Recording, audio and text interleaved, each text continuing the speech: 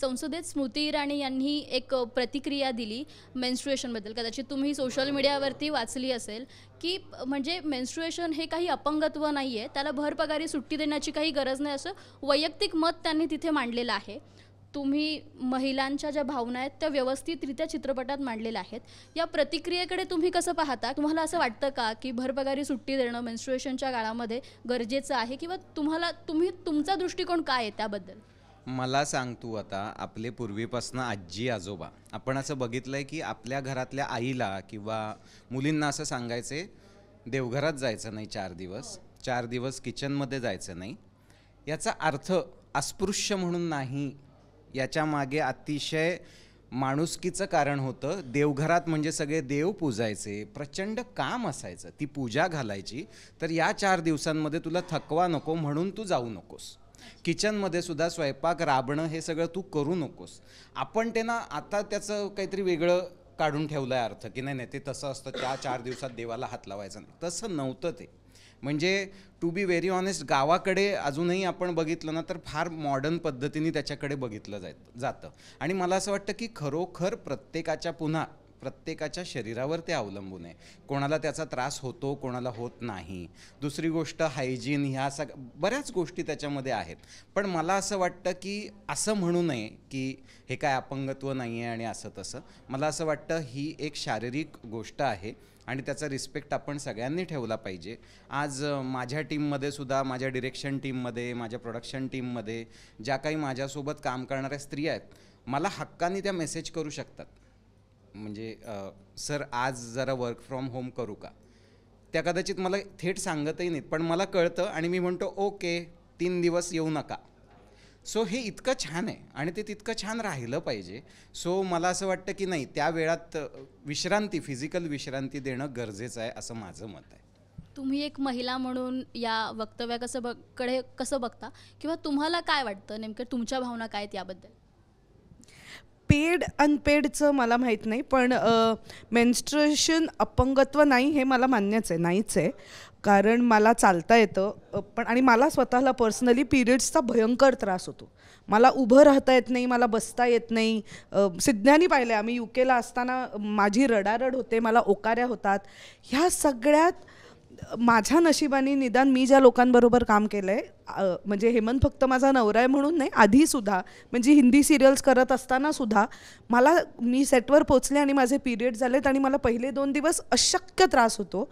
तर मला घरी पाठवलेलं आहे आणि माझं कदाचित नशीब चांगलं असेल की त्या दिवशी मी शूटला गेले होते तेव्हा माझे पैसे कापले नाही आहेत कोणी, मला माझा पर डे मिळाला होता कारण मी शूटला पोचले होते. पण मला सुट्टी दिली आणि मला ते नेहमी लक्षात राहतं की आपल्याला तेव्हा सुट्टी दिली होती. त्यामुळे जेव्हा माझे पिरियड संपतात, मी बरी असते, तेव्हा मी एक्स्ट्रा काम करते, कारण माझ्या डोक्यात तरी स्वतःच्या हे फिक्स असतं की तेव्हा आपल्याला सुट्टी मिळाली आहे. पण पिरियड्सचा त्रास ना हा अत्यंत प्रत्येक माणसागणिक बदलतो. म्हणजे जेवढा त्रास मला होतो तेवढा त्रास माझ्या सख्ख्या मावस बहिणीला नाही होत. किंवा माझी एक मैत्रीण आहे जिचे 2 दिवसात पिरियड संपतात, सगळं लाईफ इज ओके, आणि मी इकडे 5 दिवस पोट धरून बस, जेवायला उठायचं नाही. हे म्हणजे ह्यांना माहिती आहे मी 4 दिवस प्रमोशनला नव्हते. त्यांनी विचारलं काय झालं, पिरियड झाले होते. मी कशी फिरणार आहे लोकांच्यात, कारण मला उभंच राहता येत नाही. तर आय थिंक ते प्रत्येकावर आहे, paid unpaid I don't know. पण सुट्टी हा विचार करण्यासारखा, हे निग्लेक्ट किंवा काय म्हणतात असं सोडून देण्याची गोष्ट हा विषय नक्की नाही आहे. माझं क्षितीशी अगदी मी सहमत आहे या गोष्टीवर.